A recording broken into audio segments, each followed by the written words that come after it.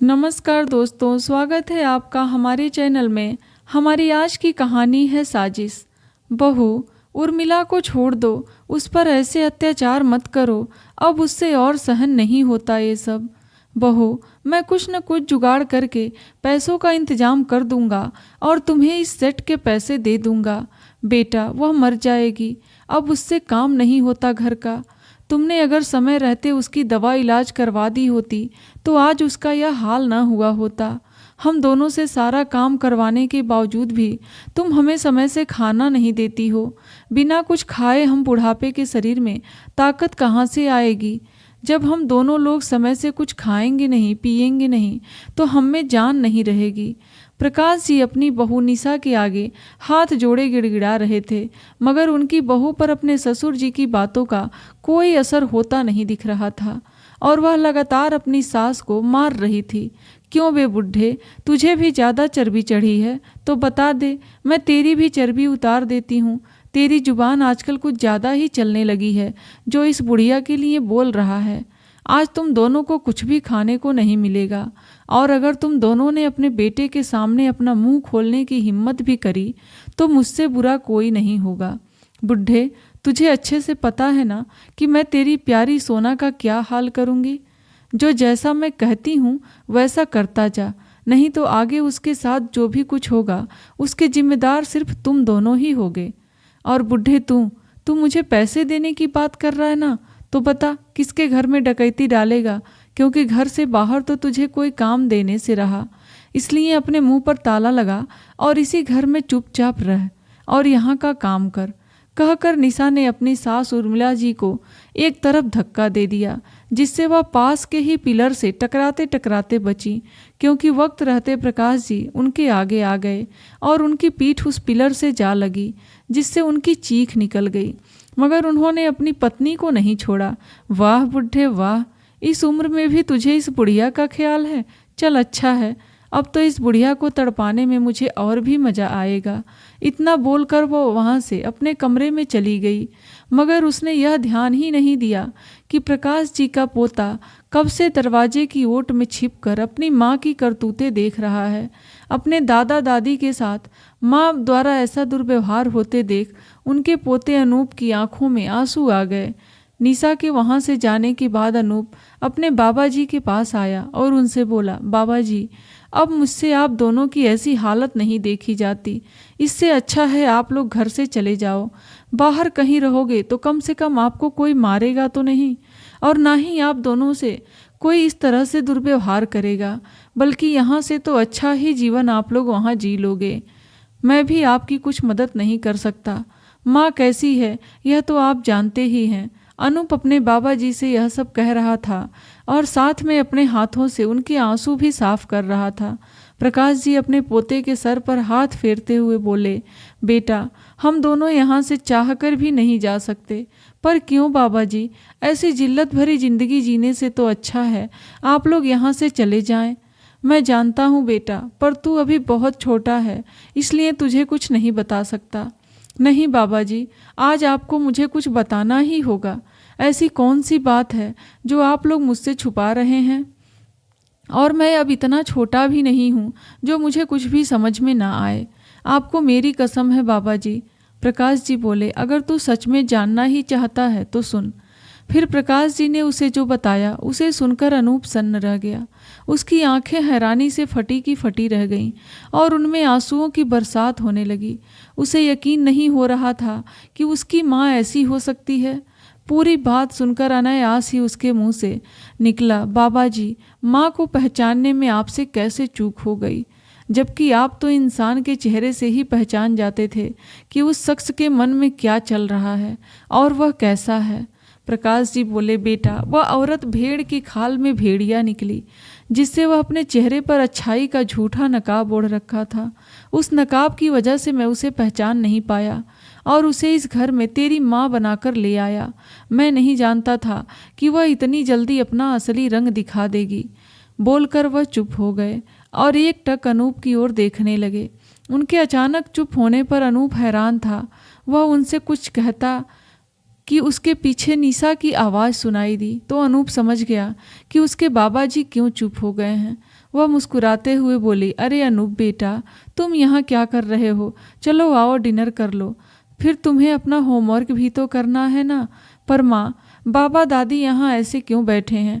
क्या वह हमारे साथ खाना नहीं खाएंगे? देखो ना माँ, लगता है उन्हें चोट लग गई है, शायद इसलिए यहाँ से ऐसे बैठे हैं। ऐसा करो माँ, आप इन्हें उठाने में मेरी मदद करो ताकि हम इन्हें खाना खिलाकर इनके रूम में पहुँचा सकें। अनूप की बातें सुनकर निशा चौंक गई कि वह क्या कह रहा है, मगर वह सबके सामने कोई भी तमाशा नहीं करना चाहती थी। उसने नफरत से ही सही लेकिन अपनी सास उर्मिला जी की ओर देखा और उन्हें उठाने के लिए आगे बढ़ी और दांत पीसते हुए बोली, हाँ बेटा, इनका ख्याल रखना हमारा ही फर्ज है और मैं यह फर्ज बहुत अच्छे तरीके से निभाऊंगी। फिर किसी को मुझ पे कोई भी शिकायत नहीं रहेगी। अरे नहीं बेटा, तुम जाओ, हम यहाँ ठीक हैं। और बेटा, पहले तुम खाना खा लो, खाना हम बाद में खा लेंगे। जाओ अपनी माँ के साथ। प्रकाश जी उसकी बातों का मतलब समझ अनूप को समझाते हुए बोले, अरे ऐसे कैसे बाबा जी, आइए मेरे साथ डिनर करिए, फिर अपने कमरे में लेटकर आराम करना। अनूप उनका हाथ पकड़ते हुए बोला, आइए चलिए, उठिए जल्दी से, कितने दिनों से मैंने आपके साथ खाना नहीं खाया है। प्रकाश जी को उठाते हुए अनूप बोला, वह तो बस इतना ही चाह रहा था कि उसके बूढ़े बाबा दादी को भूखे न सोना पड़े। उसने यह भी सोच लिया था कि उसे चाहे जो करना पड़े लेकिन वह उन्हें भूखा नहीं रहने देगा। बस यही सोचकर उसने उन्हें अपने साथ बिठाकर खुद खाया और उन्हें भी खिलाया। जब प्रकाश जी और उर्मिला जी खाना खा रहे थे उस समय निशा अंदर ही अंदर कुढ़ रही थी। सोच रही थी कि आज कहाँ से मैं इन दोनों को भूखा रखने वाली थी और कहाँ आज यह दोनों बड़े चाव से बैठकर ठूस रहे हैं। ऐसा लग रहा है जैसे जन्मों के भूखे हों। वह यह सोच ही रही थी कि अनूप की आवाज़ से चौंक गई। अरे माँ, आप खड़ी क्यों हो? आप भी डिनर करो ना। देखो ना, पापा भी अभी तक नहीं आए हैं, हो सकता है उन्हें आने में देर हो जाए, इसलिए आप भी खा लो। अरे नहीं बेटा, तुम लोग खाओ, मैं तुम्हारे पापा के आने के बाद ही खाऊंगी, वह ज़बरदस्ती मुस्कुराते हुए बोली। अब अनूप को यह कौन बताए कि उसकी माँ तो पहले से ही खा चुकी है। सास ससुर तो यह सब जानते हुए भी चुप थे। आखिर पोते की वजह से उन्हें आज भरपेट खाना जो मिला था।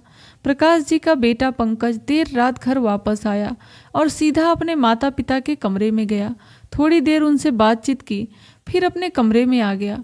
उसे देर से घर आया देख निशा बड़बड़ा कर कहने लगी, तो वह उसके पास गया और बोला, माफ़ कर दो निशा, मैं तुम्हें बताना भूल गया था कि आज मुझे आने में देर हो जाएगी। आगे से अगर ऐसा कुछ होगा तो मैं तुम्हें बता दिया करूँगा। वो चिढ़ते हुए बोली, वो सब तो ठीक है, पर मैं तुम्हारे मम्मी पापा का क्या करूं?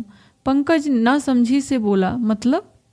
निशा गुस्से से बोली, मतलब यह पंकज कि आज तुम्हारी माँ ने एक डिनर सेट तोड़कर ख़राब कर दिया है। मैं कितना समझाती हूँ उन्हें कि अगर कुछ चाहिए तो मुझसे मांग लिया करें, पर नहीं, उन्हें तो सब कुछ खुद ही करना है। एक बात मैं बता दे रही हूँ पंकज, तुम अपने माँ बाप को समझा लो कि जैसा मैं कहती हूँ वैसा ही करें, नहीं तो उन्हें चोट लग सकती है। वह अचानक ही अपने बात को बदलते हुए बोली। तो पंकज बोला, एक सेट ही तो टूटा है, टूट जाने दो। बचपन में मुझसे ना जाने क्या क्या बिगड़ा है, मैं दूसरा सेट ला दूंगा, कोई बात नहीं। वह मेरे माँ बाप हैं और वह बूढ़े हैं। अब तुम इसे दिल पर मत लो, ठीक है? चलो अब बस सो जाओ। आज तो पंकज ने उसे समझा बुझाकर शांत कर दिया, मगर उस दिन का क्या होगा जब उसकी पत्नी की सच्चाई उसे पता चलेगी। समय बीतने लगा और अपने सास ससुर पर निशा के अत्याचार भी बढ़ने लगे, जिससे उन्हें अपनी जिंदगी नरक के समान लगने लगी। मगर वह फिर भी चुप थे। जब निशा उन्हें खाने को कुछ ना देती और स्टोर रूम में बंद कर देती थी, तब अनूप उन्हें कुछ न कुछ खाने को लाकर दे देता था, जिससे वह दोनों अपना पेट भर लेते थे। पंकज के आने के पहले ही निशा उन्हें स्टोर रूम से निकालकर उनके कमरे में पहुंचा देती थी। एक दिन बुखार आने की वजह से उर्मिला जी और प्रकाश जी से उठा नहीं जा रहा था, तो निशा ने सुबह सुबह ही उनसे अपशब्द बोलना शुरू कर दिया और उन्हें ज़बरदस्ती उठाकर घर के आंगन में ले आई। काम के न काज के, दुश्मन अनाज के, कुछ काम करने को बोल दो तो तुम दोनों की मौत आ जाती है और खाने के लिए तुम्हें तरह तरह के व्यंजन चाहिए। इतना बोल उसने उन पर बर्फ़ का ठंडा पानी डाल दिया। चूँकि हल्की सर्दियाँ शुरू हो चुकी थीं और उन्हें बुखार भी था, जिस वजह से वह दोनों बूढ़े बूढ़ी बुरी तरह से कांपने लगे और निशा से रहम की भीख मांगने लगे। घर में हुई चीख पुकार की आवाज़ सुनकर पंकज और अनूप जल्दी से अपने कमरे से बाहर निकल कर आए। जब उन्होंने बाहर आकर आंगन का नज़ारा देखा तो उनकी आंखें फटी की फटी रह गईं। अपने माँ बाप को इस हालत में देखकर पंकज की आंखों में गुस्सा भर आया और वह निशा से चिल्लाते हुए बोला, तुम्हारी हिम्मत कैसे हुई मेरे माँ बाप के साथ इस तरह की हरकत करने की? आज से तुम्हारा और मेरा कोई संबंध नहीं है। तुम चली जाओ इस घर से, नहीं तो मैं तुम्हें गिरफ्तार करवा दूंगा। मैंने मेरे माता पिता से आज तक ऊंची आवाज़ में बात नहीं की और तुम्हारी हिम्मत कैसे हुई उनके साथ ऐसा दुर्व्यवहार करने की? अपने पति की बात सुन जोर जोर से हंसने लगी और बोली, तेरा कौन सा घर? मैंने तो तेरे से शादी इस घर और प्रॉपर्टी के लिए ही की थी ना कि तेरे बच्चे को संभालने के लिए। और अब इस पर सब पर मेरा हक है और तुम अगर चाहो तो तब भी मुझे इस पुलिस से गिरफ्तार नहीं करवा सकते, क्योंकि मेरे हाथ तुम लोगों की सबसे बड़ी कमज़ोर कड़ी है जो इस वक्त मेरे कब्जे में है। उसकी यह बात सुन पंकज चौंक गया और वह बोला, किस कमज़ोर कड़ी की बात कर रही हो तुम? पीछे से अनूप आया और बोला, पापा सोना माँ इनके कब्जे में है और कोई नहीं जानता कि इस समय वह कहाँ है।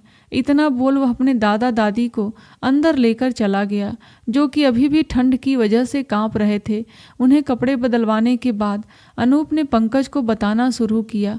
उस दिन जब अनूप ने प्रकाश जी से ज़बरदस्ती पूछा था कि उनके चुप रहने की क्या मजबूरी है, तब उन्होंने बताया था कि तुम्हारी निशा माँ ने तुम्हारी माँ को अपने पास कैद करके रखा है।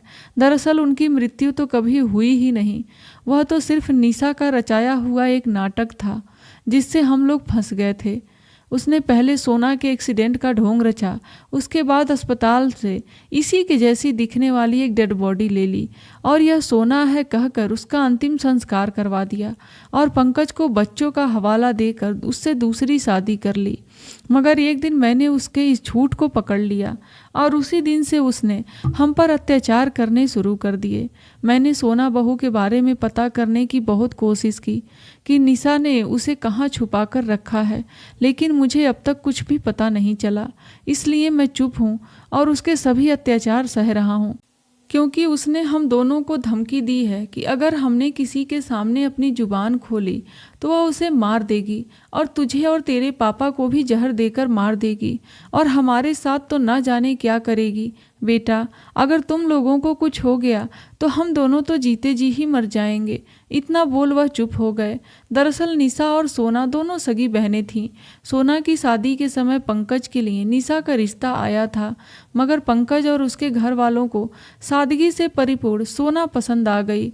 घर परिवार अच्छा होने की वजह से सोना के माता पिता ने सोना और पंकज की शादी करवा दी। बस तभी से निशा सोना और उसकी किस्मत से जलने लगी और उसने इतना बड़ा साजिश रचा जिसमें सभी लोग फंस गए। अपनी पत्नी की यह करतूत सुन पंकज का खून खौलने लगा। उसने न आओ देखा न ताव और उसके चेहरे पर अनगिनत थप्पड़ जड़ दिए। पंकज, मुझे माफ़ कर दो, मैं अब ऐसा कभी भी नहीं करूँगी। पर मैं करती भी क्या? तुम सबने मिलकर मेरी इतनी बेइज्जती की थी, इसलिए मैंने अपना बदला लिया। पंकज पर अपनी बात का कोई असर ना होता देख वह अपना रंग बदलती हुई बोली, मुझ पर हाथ उठाने से पहले यह सोच लो कि सोना अभी भी मेरे पास है। मेरे एक इशारे पर मेरे लोग उसकी जान लेने में बिल्कुल भी देरी नहीं करेंगे। निशा की यह धमकी सुन पंकज ने अपने हाथ पीछे खींच लिए। कौन से लोगों की बात कर रही हो निशा? वह जो हमारे कब्जे में है या फिर इनके अलावा कोई और भी हैं? दरवाजे से आई इस आवाज़ को सुन निशा और बाकी सब चौंक गए। जब उन्होंने आवाज़ की दिशा में देखा तो वहाँ पुलिस खड़ी थी और उनके साथ खड़ी थी सोना, जिसकी हालत देखकर ऐसा लग रहा था जैसे उसे ना जाने कितने दिनों से भूखा रखा गया हो और उसके साथ मारपीट की गई हो। अपनी माँ को देख अनूप भागकर सोना के पास गया और उससे लिपट गया। सोना और पुलिस को अचानक वहां आया देख निशा के पैरों तले जमीन खिसक गई और वह डरते हुए लेडीज कांस्टेबल से बोली, आपको यह सब कैसे पता चला? उसकी बात सुन अनूप आगे आया और गुस्से से बोला, इन्हें मैंने सब कुछ बताया है। उस दिन जब आपने मेरे बाबा दादी को मारा था तब मैंने सब कुछ देखा और सुना था, और आपके वहाँ से जाने के बाद मेरे बार बार पूछने पर बाबा जी ने मुझे आपकी सारी सच्चाई बता दी। अगले दिन मैं स्कूल जाने के बहाने घर से निकला और सीधा पुलिस स्टेशन गया और आपके बारे में सब कुछ बताया। मेरी बात सुन वहाँ किसी को भरोसा नहीं हुआ। फिर मैंने आपकी हरकतों की वीडियो बनाई जिसमें आप बाबा दादी को स्टोर रूम में बंद करती थीं और उन्हें खाना नहीं देती थीं। यही वीडियो मैंने फिर से उन्हें दे और फिर इन लोगों ने आप पर नज़र रखना शुरू कर दिया और देखो उसका नतीजा हम सबके सामने है। अनूप की पूरी बात सुन निशा आग बबूला हो गई और उसकी तरफ गुस्से से बढ़ी जा रही थी। उसने जैसे ही उसे मारने के लिए अपना हाथ उठाया तो सोना ने आकर उसका हाथ पकड़ लिया और खींचकर उसे एक थप्पड़ मारा। तुम्हारी हिम्मत कैसे हुई मेरे बेटे को हाथ लगाने की? इंस्पेक्टर साहब, ले जाइए इसे यहाँ से। नहीं, मैं यहाँ से कहीं नहीं जाऊँगी, यह मेरा घर है। मैं तुम सबको जान से मार दूंगी। निशा बौखलाई हुई बोली। किस घर की बात कर रही हो तुम? यह घर शादी होते ही माँ पापा ने मेरे नाम कर दिया था। सोना हंसते हुए बोली। बुढ़े, मैं तुम्हें जिंदा नहीं छोड़ूंगी। तूने मेरे साथ इतना बड़ा धोखा किया, कहकर निशा जैसे प्रकाश जी पर हमला करने को हुई। तभी वह लेडी कांस्टेबल ने आगे आकर उसके गाल पर थप्पड़ मार दिया और उसे हथकड़ी पहना दी। उसके बाद पुलिस उसे वहां से लेकर चली गई। निशा उन सभी के आगे बहुत गिड़गिड़ाई मगर किसी को भी उस पर दया नहीं आई। उर्मिला जी ने उससे कहा, बुरे कर्मों का नतीजा हमेशा बुरा ही होता है। सोना को इतने दिनों के बाद अपने सामने देखकर वह उसे गले लगाकर फूट फूट कर रोने लगी। पंकज भी अपनी पत्नी को देखकर हैरान था और उसे जाकर अपने सीने से लगा लिया। अनूप ने भरी अदालत में अपनी निशा माँ के खिलाफ गवाही दी। उससे जब भरी अदालत में बताया कि कैसे उसने निशा माँ के खिलाफ सबूत इकट्ठा किया तो उस नन्हे बालक का साहस देखकर पूरी अदालत के रोंगटे खड़े हो गए। निशा को आखिरकार उसके कर्मों की सज़ा मिल चुकी थी। तो दोस्तों, यह थी हमारी आज की कहानी। आपको हमारी कहानी कैसी लगी हमें कमेंट बॉक्स में ज़रूर बताइएगा और अगर अभी तक हमारे चैनल को सब्सक्राइब नहीं किए हैं तो ज़रूर करिए। कहानी को अंत तक सुनने के लिए बहुत बहुत धन्यवाद।